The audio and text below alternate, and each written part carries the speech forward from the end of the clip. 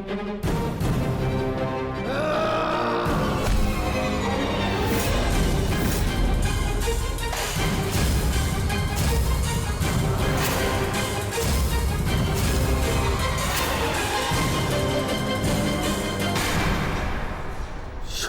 भी शांत। ये समय शांत रहने का है, क्योंकि यहाँ पर दुर्योधन भी उपस्थित है। नहीं ज्येष्ठ, यदि इसने पांचाली का और अपमान किया तो मैं इसका शीश धड़ से अलग कर दूंगा। दयानुज, शांत। कोई नहीं आएगा तेरी सहायता के लिए यहाँ पे। घुंघरू पहन और नृत्य कर। बस सेनापति।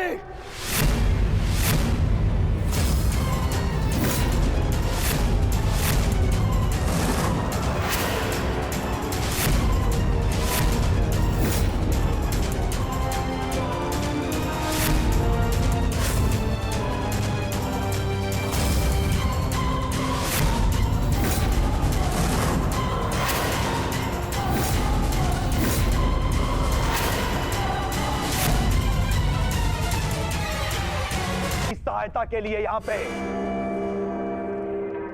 घुंघरू पहन और नृत्य कर। बस सेनापति।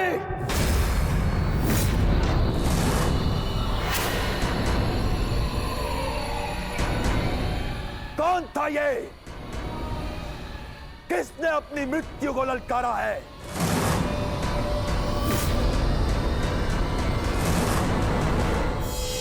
यदि कोई अपनी मृत्यु को पुकार रहा है तो वो तुम हो सेनापति कीचक।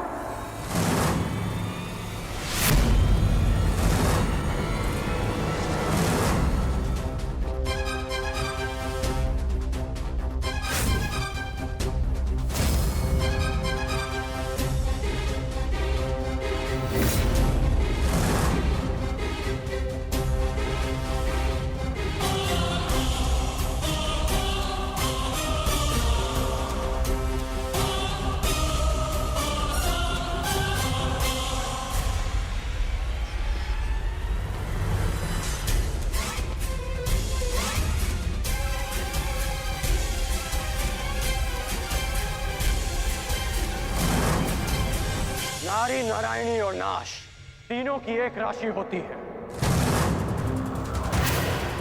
यदि नारी को नारायणी के पद से गिराया गया तो नारी नाश भी कर सकती है।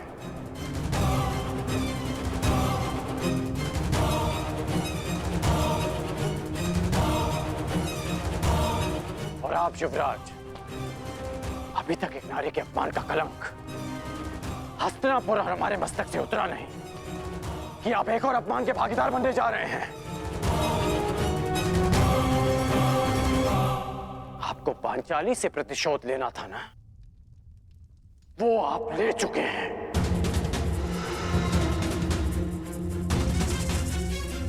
फिर इस अभागी ने आपका क्या बिगाड़ा? आप इस अपमान में भागीदार क्यों बन रहे हैं? मित्र,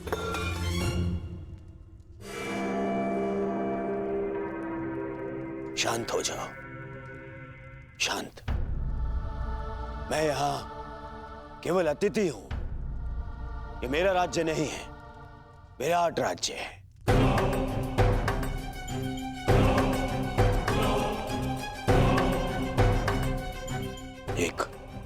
एक स्वामी अपनी दासी के साथ कैसा बर्ताव करे, इस पर प्रश्न उठाने का अधिकार मुझे नहीं है। सही कह रहे हैं आप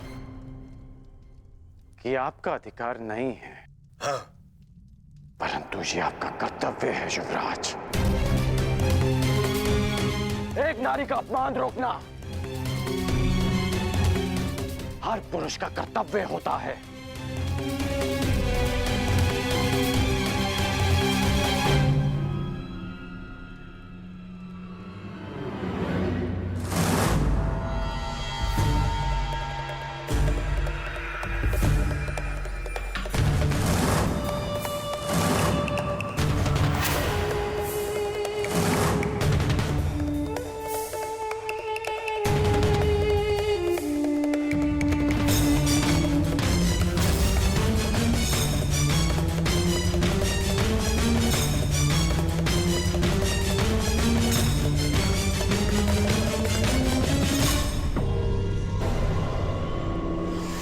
नयनंदरी गंधर्व पत्नी 5 गंधर्वों की सुरक्षा में है। मेरा संदेह ठीक था। केवल द्रौपदी नहीं, 5 पांडव विराट में उपस्थित हैं। मित्र दुर्योधन को इन 5 की ही खोज है।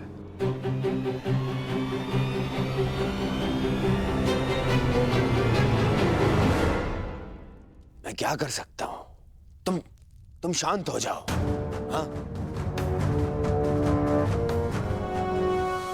मित्र होने के नाते इन्हें दुर्योधन को सौंप देना मेरा कर्तव्य है, परंतु विराट ने पांडवों को आश्रय दिया है और यहाँ का सेनापति होने के नाते इसका कर वसूलना मेरा अधिकार है।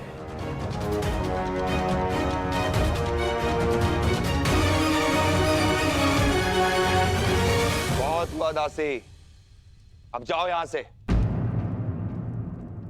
तुम्हारी इस अवहेलना के कारण हमारे मित्र दुर्योधन का अपने मित्र से कलह हो गया है।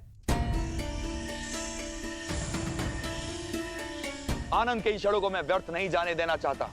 अब जाओ यहां से। सुना नहीं?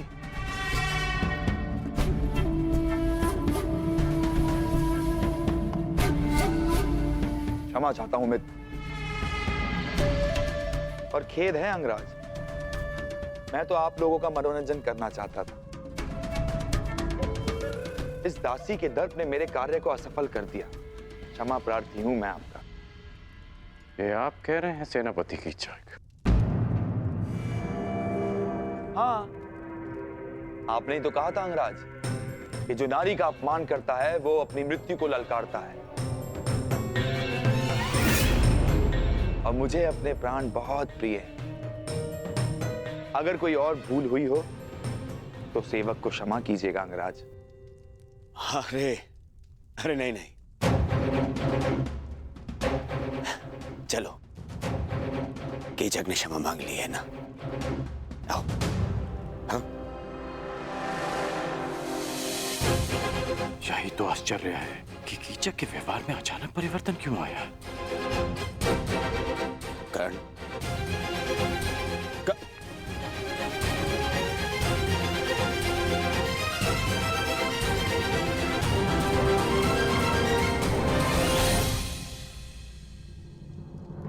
तुम्हारे अपमान का प्रतिकार मैं उसी क्षण कर देता पांचाली, परंतु तुमने मुझे क्यों रोका? क्योंकि 12 वर्ष की प्रतीक्षा, हमारी प्रतिज्ञा पूरी करने की तपस्या को भंग नहीं करना चाहती थी मैं। और आज भी कीचक ने जो कुछ किया उस दुर्योधन की उपस्थिति के कारणवश किया।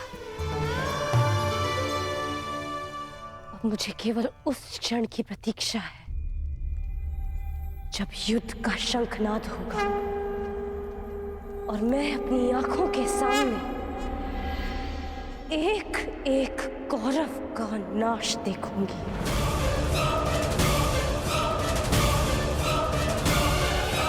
उस क्षण के संतोष के लिए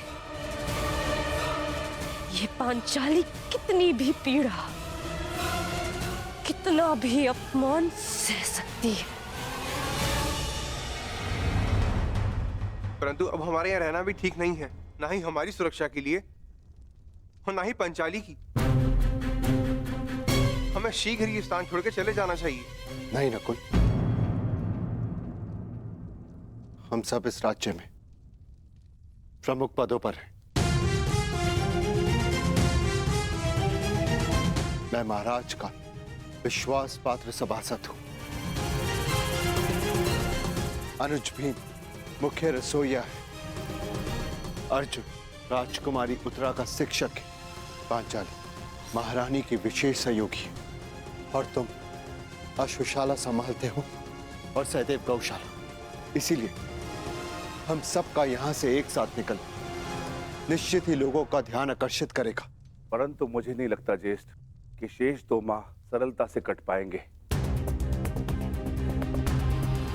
मेरी मानिए तो मध्यरात्रि में हम विराट राज्य को छोड़ देंगे। पता जब तक किसी को हमारी अनुपस्थिति का बोध होगा, हम सबके पहुंच से दूर होंगे। भ्राता भीम का मत उचित है ज्येष्ठ भ्राताश्री। दुर्योधन शीघ्र यहाँ से जाते नहीं दिखता, और जब तक वो यहाँ रहेगा संकट हमारे सिरों पर मंडराता रहेगा।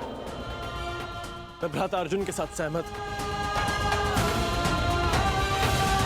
ठीक है, यदि तुम सबका यही मत है तो हम सब लोग आज रात्रि गुप्त रूप से प्रस्थान करेंगे।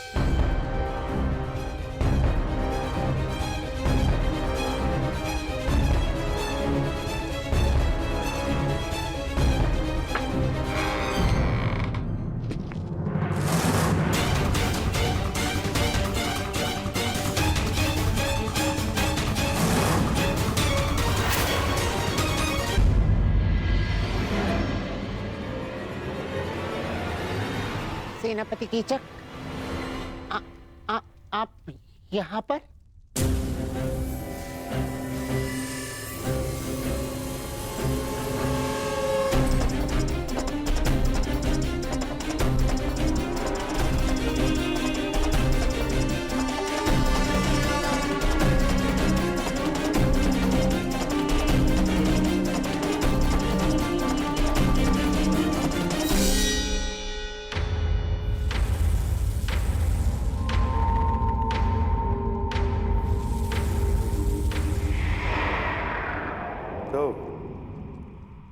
सायरंध्री के पांचों गंधर्व पति उसकी रक्षा के लिए आ ही गए।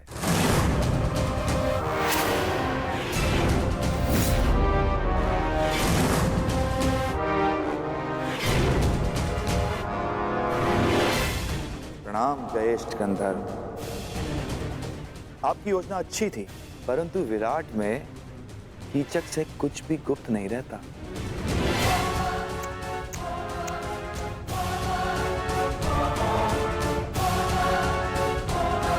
बेचारा दुर्योधन सारे आर्यव्रत में सेना लिए घूम रहा है, तुम लोगों की खोज कर रहा है। उसका आखेट ठीक उसकी नाक के नीचे बैठा।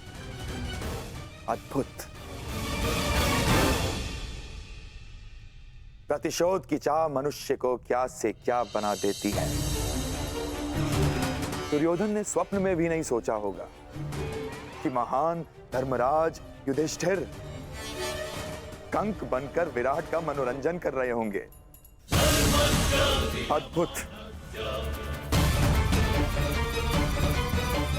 और भोजन भक्त महान भी दूसरों के लिए भोजन पका रहा है, झूठे पात्र धो रहा है।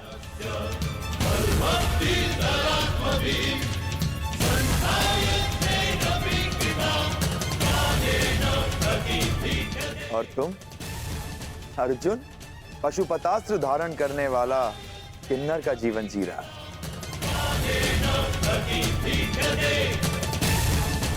और बेचारे कोमल सुंदर नकुल सहदेव जो सदा सुगंध में नहाए रहते थे, आज अश्वों की लीद और गौवंश का गोबर साफ कर रहे हैं।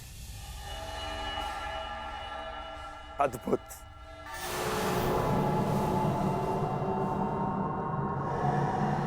और तुम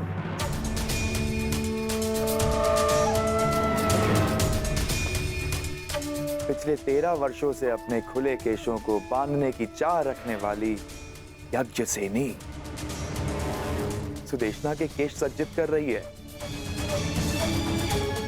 अति मनोरंजक।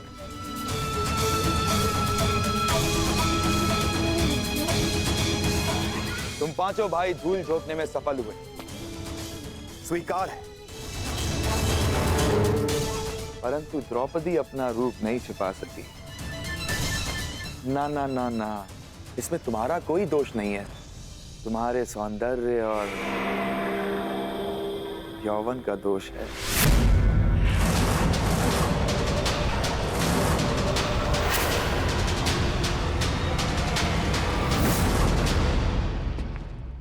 तुम्हें हो क्या जाता है कर? क्यों क्यों भरी सभा में तुमने कीचक के साथ विवाद किया? और जो कीचक ने किया उसका क्या? आपने उस अपमान का विरोध तो नहीं किया युवराज? अरे तुम्हें समझ में क्यों नहीं आता है? जिससे सहयोग की अपेक्षा हो उसका विरोध नहीं किया जाता। जिस वृक्ष से फल खाने हो उसे काटा नहीं जाता। इस समय हमें कीचक के सहयोग की सबसे अधिक आवश्यकता है, इसीलिए मैंने उसका विरोध नहीं किया। करता तो उसका सहयोग खो देता। तुम्हें पहचानने के पश्चात मन करता है कि भूल जाऊं दुर्योधन को, उसकी मित्रता को और उस वचन को कि मैं तुम सबको ढूंढने में उसकी सहायता करूंगा। बस मुझे एक पुकार लगाने की देरी है। मेरे एक शब्द पे पुनः तुम लोगों को 12 वर्षों के वनवास का मार्ग दिखा सकता है।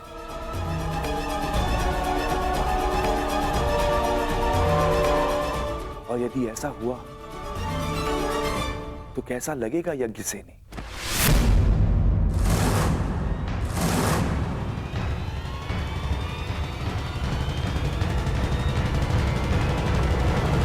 नहीं, मैं ऐसा पाप होने नहीं दे सकता। मैं तुम्हारी केश राशि को सज्जित देखना चाहता हूं, तुम्हारे रूप को आभूषणों सहित देखना चाहता हूं, और इसके लिए मुझे अपने मित्र से द्रोह भी स्वीकार है। परंतु इस भेद को भेद रखने के लिए एक मूल्य चुकाना होगा।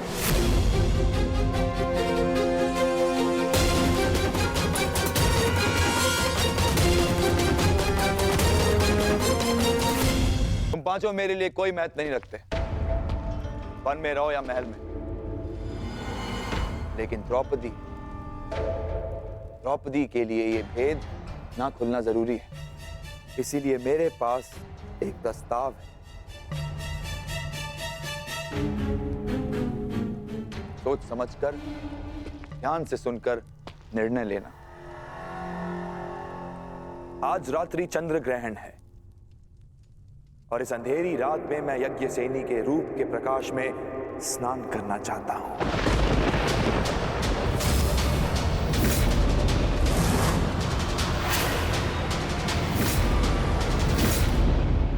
यदि उस स्त्री का मान भंग हो जाता तो हस्तिनापुर फिर से अपना सम्मान खो बैठता है।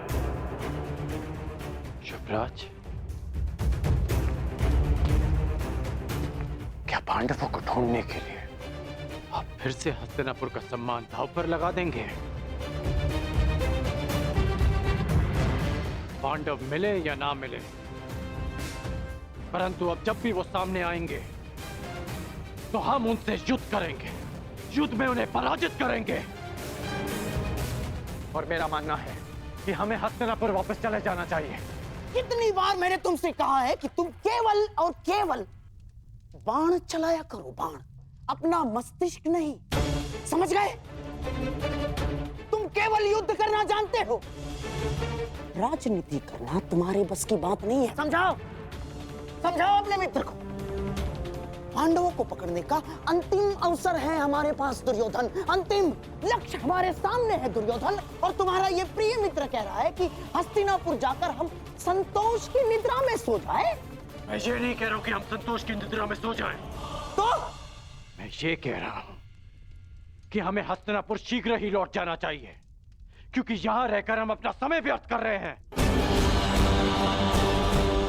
क्या कहा तुमने? युवराज, सेनापति कीचक ने हमें सहायता का वचन दिया है। यदि पांडव यहां होंगे तो वो अवश्य उन्हें पकड़ लेंगे। हमें हस्तिनापुर वापस चले जाना चाहिए, क्योंकि पांडव यहां नहीं मिले तो हमें संभावित युद्ध के लिए तैयार रहना चाहिए।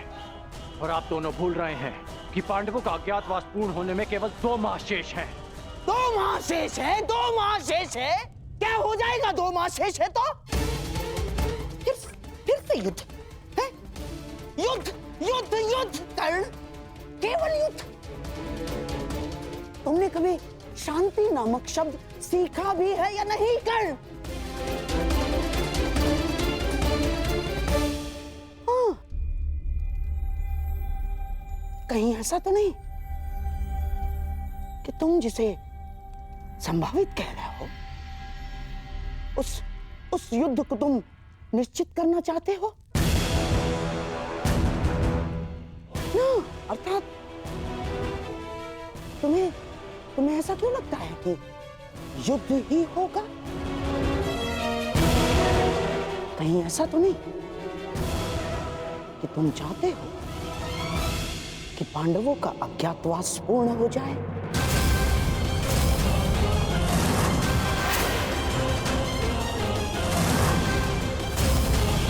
कहीं ऐसा तो नहीं कि तुम चाहते हो कि पांडवों का अज्ञातवास पूर्ण हो जाए?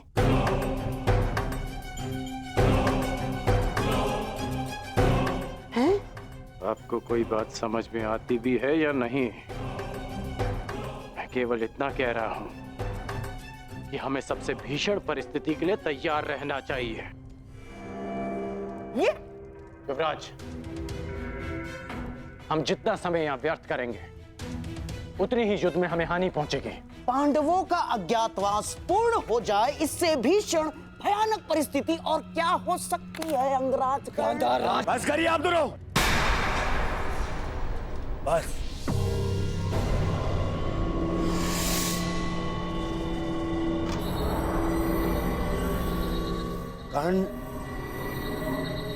कर्ण ठीक कह रहा है। मामाश्री, कीचक ने मुझे वचन दिया है, वो अवश्य उसे पूर्ण करेगा। ये उसका राज्य है, हम केवल यहां बैठे प्रतीक्षा कर सकते हैं और कुछ नहीं। मैं निश्चित रूप से कर्ण का समर्थन करता हूं। हम शीघ्र ही हस्तिनापुर के लिए प्रस्थान करेंगे और सैन्य अभ्यास आरंभ करेंगे।